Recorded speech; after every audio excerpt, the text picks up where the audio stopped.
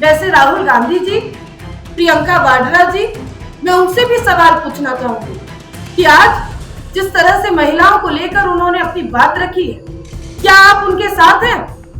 तेजस्वी यादव जी से पूछना चाहूंगी कि क्या आप पप्पू यादव जी के साथ हैं? क्या आप उनको संरक्षण देते हैं?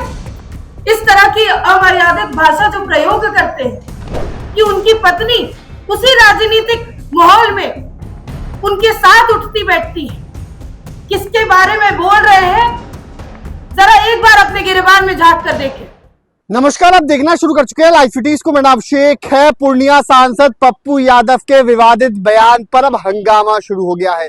आपको बता दें कि बीजेपी की महिला नेत्रियों की ओर से बड़ी प्रेस कॉन्फ्रेंस की गई है और पप्पू यादव के खिलाफ खुला मोर्चा खोला गया है। पप्पू यादव पर साफ साफ कहा गया है कि पप्पू यादव माफी मांगे, नहीं तो मुंह तोड़ जवाब दिया जाएगा। बिहार सरकार की पूर्व मंत्री श्रेयसी सिंह ने क्या कुछ कहा है, पहले आप वो सुनिए।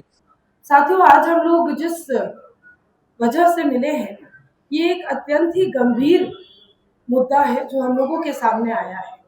जिस तरह से एक सांसद पप्पू यादव जी ने महिलाओं को लेकर, वैसी महिला जो राजनीति करती है या राजनीति करना चाहती है, उनको लेकर जो टिप्पणी की है, उसकी मैं घोर निंदा करती हूँ। ये अमर्यादित शब्द सिर्फ एक व्यक्ति की सोच नहीं दर्शाते, बल्कि उनके परवरिश पर, वो अपने घर के अंदर की महिलाओं के साथ किस तरह का व्यवहार करते हैं, किस तरह का सोच रखते हैं, ये भी दर्शाते हैं। और ऐसे लोग जो कि महिलाओं के ऊपर टिप्पणी करना, अनावश्यक टिप्पणी करना इस तरह की सही समझते हैं, उन लोगों को सिर्फ महिला कार्यकर्ताओं से नहीं, बल्कि समाज की, भारत की हर एक उस महिला से माफी मांगना चाहिए, सार्वजनिक माफी मांगना चाहिए। और जो उनके साथी कांग्रेस पार्टी के लोग जो उनको संरक्षण देते हैं, वैसे राहुल गांधी जी, प्रियंका वाड्रा जी, मैं उनसे भी सवाल पूछना चाहूंगी कि आज जिस तरह से महिलाओं को लेकर उन्होंने अपनी बात रखी है, क्या आप उनके साथ हैं? तेजस्वी यादव जी से पूछना चाहूंगी कि क्या आप पप्पू यादव जी के साथ हैं? क्या आप उनको संरक्षण देते हैं? इस तरह की अमर्यादित भाषा जो प्रयोग करते हैं, क्या यह सही है? और सिर्फ यह नहीं साथियों, ऐसे लोगों को भारतीय जनता पार्टी के हर एक कार्यकर्ता, एनडीए का हर एक कार्यकर्ता न सिर्फ चुनावी मैदान में, बल्कि बिहार और भारत की पावन धरती पर मुंहतोड़ जवाब देने के लिए तैयार है। ये लोग कलयुग के जैसे सब कौरव एक आदमी में, व्यक्ति में समा जाए, तो उस तरह की दुष्ट सोच दर्शाते हैं।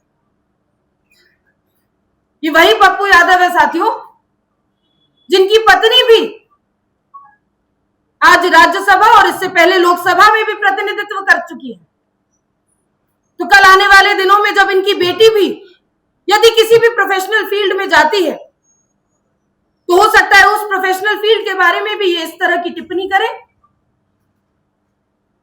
भारत की एक नागरिक होने के नाते, एक महिला होने के नाते मैं इसकी निंदा करती हूं। खून तो वाकई में गुस्सा से खौल रहा है, लेकिन शब्द की मर्यादा रखना भारतीय जनता पार्टी और एनडीए के कार्यकर्ता बखूबी जानते हैं। पप्पू यादव जी को सार्वजनिक मंच पर आकर सभी महिलाओं से माफी मांगने का काम करना चाहिए।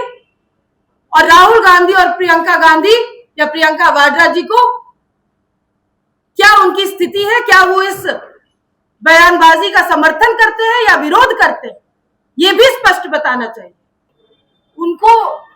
हमने तो पहले भी कहा कि भारतीय जनता पार्टी और एनडीए के जो कार्यकर्ता गण है, अपना मर्यादा समाज के गंभीर विषयों को किस तरह से रखना चाहिए वो भी जानते हैं। लेकिन अगर एक व्यक्ति बार बार यही टिप्पणी करता है, तो ये तो उनकी सोच दर्शाते हैं, और जो लोग उनको संरक्षण दे रहे हैं उनका सोच दर्शाता है। अभी ठीक कहा मैथिली जी ने, जहां एक तरफ नारी शक्ति वंदन अधिनियम को कानून बनाना था, वोटिंग करना था, तो एक बार तो अपनी मंशा आप पहले ही जाहिर कर चुके हैं। अब बार बार अभद्र टिप्पणी करके आप ये दर्शा रहे हैं कि आपके मन में नारी के प्रति कोई भी या किसी भी प्रकार का कोई सम्मान नहीं रहा है, और यही परवरिश आपको मिली है। और शर्म आती है ये देखकर, ये सोचकर कि उनकी पत्नी उसी राजनीतिक माहौल में उनके साथ उठती बैठती है। किसके बारे में बोल रहे हैं, जरा एक बार अपने गिरबान में झांक कर देखें।